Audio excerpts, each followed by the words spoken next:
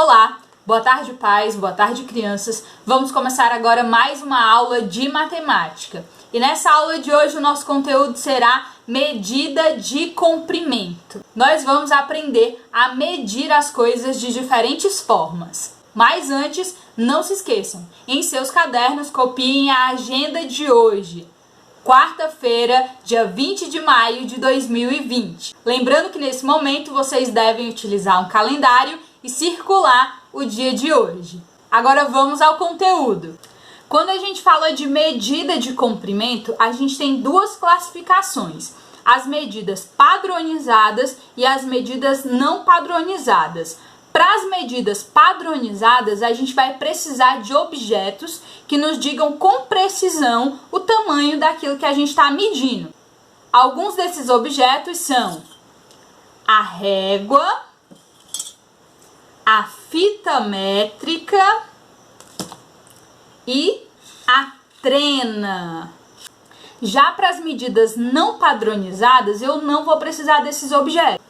Eu posso, por exemplo, de forma visual, identificar dois objetos e dizer que esse pincel é mais alto que esse vidro de cola. Eu não precisei de uma régua, nem de uma trena, nem de uma fita.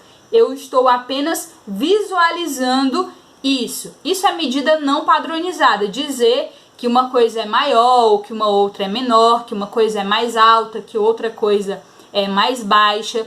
Outra forma de medida não padronizada é onde eu posso utilizar as minhas mãos para medir, tá? É uma medida que a gente chama de palmas, onde eu vou usar o tamanho da minha mão para medir alguma coisa.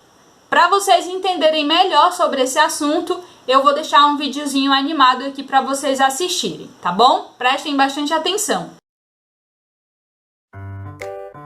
Quito, você viu o trenzinho que eu ganhei? Me ajuda a montar? Mas será que vai dar certo?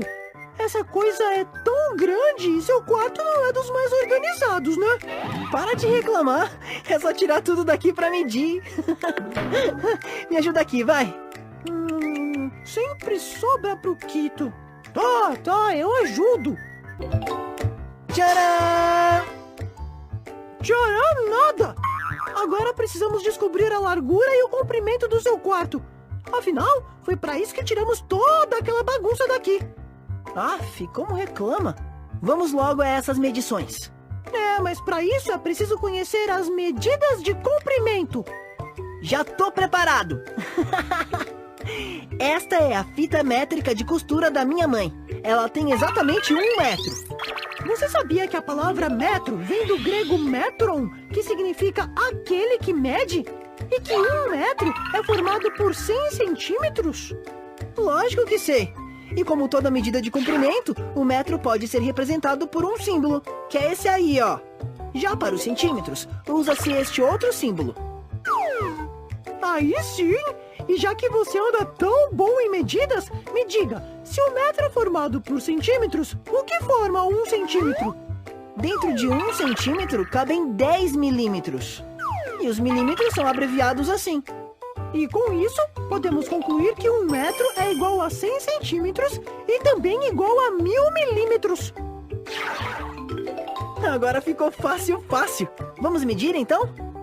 Mas com uma fita métrica de 1 metro vai dar muito trabalho. Pera aí que eu vou procurar uma trena. Trena? Isso mesmo, trena. Um instrumento que também é utilizado para medir. Ah, não. Esse é um metro de cortar tecido, usado em lojas do ramo.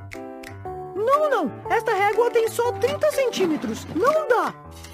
Esse também não, Cadu. É um metro articulado, usado em obras. Só tem 2 metros. Seu quarto é maior que isso. Até que enfim! Com uma trena de 5 metros, vai dar para medir o comprimento, a largura e até a altura do seu quarto, se você quiser. Tem 3 metros de comprimento por 2 metros de largura. Ufa! Acho que já tá bom.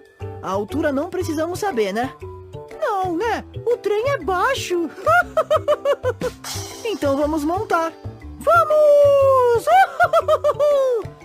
Agora já sabemos que dá pra montar porque na caixa tá escrito que precisa de um espaço de 2 metros por 1 metro. Uhul! Adorei! Nem vou dormir hoje. Não vai mesmo? Cadê sua cama? Xiii! E agora? Já sei! Como você já conhece as medidas de comprimento, pode me ajudar a encontrar outro espaço para montar minha cama.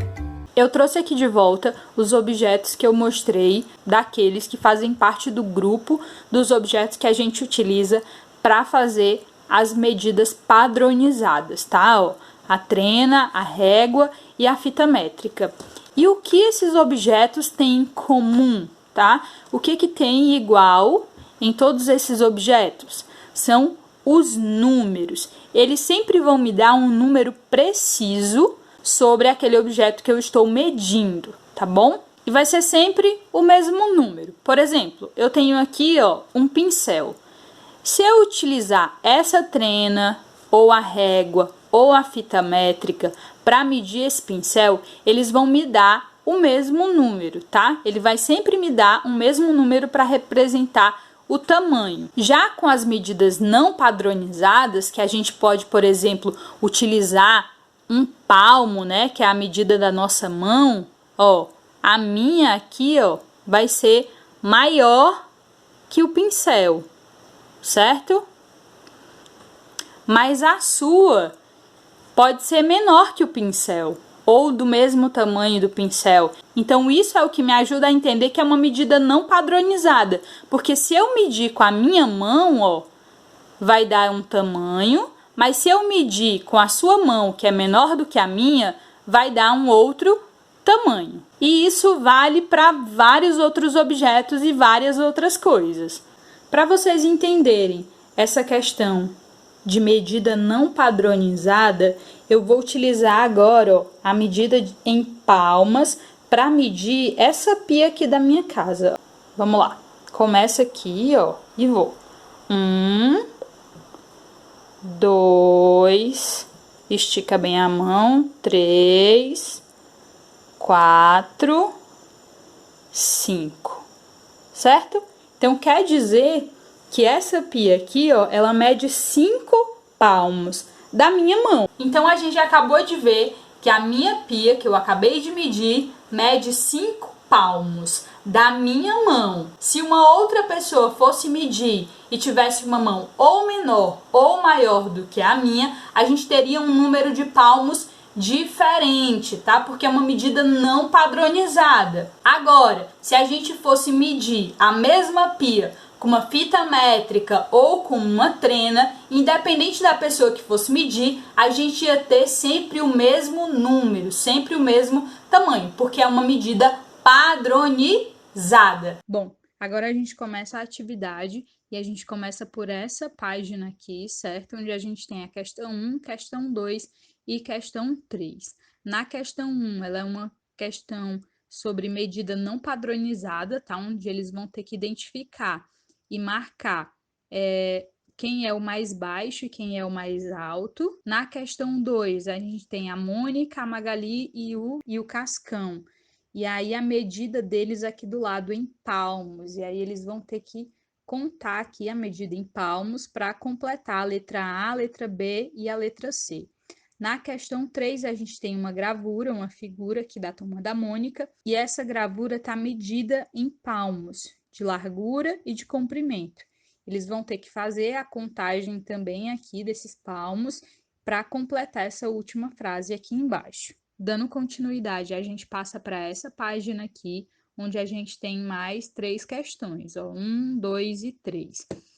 Nessa primeira questão, a gente tem uma régua e tem cordas, tá? Tem a corda da Mônica, a corda do Chico Bento e a corda do Cebolinha.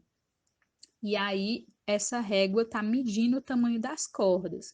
Eles vão ter que observar tudo direitinho para completar aqui, ó, a letra A, a letra B, a letra C e a letra D, de acordo com o que eles observarem aqui nessa imagem em cima, certo? Na questão 2, eles vão fazer uma lista, tá? Com objetos que têm mais de 1 metro e objetos que têm menos de 1 metro. Na questão 3, tem de novo aqui a turma da Mônica e eles estão com uma cordinha azul aqui, ó, estão segurando uma cordinha azul. Eles vão ter que observar a medida dessa cordinha de acordo com a régua que está aqui em cima e registrar aqui o número que representa essa medida, certo? Então é isso, pessoal. Essa é a nossa aula de hoje. Espero que vocês tenham gostado. Aproveitem agora para medir as coisas na casa de vocês, certo? Quem tiver uma régua, uma fita métrica ou uma trena em casa, pede a ajuda do papai. Vamos medir as coisas, certo? Seja de forma visual, de forma não padronizada ou de forma padronizada. Até a próxima!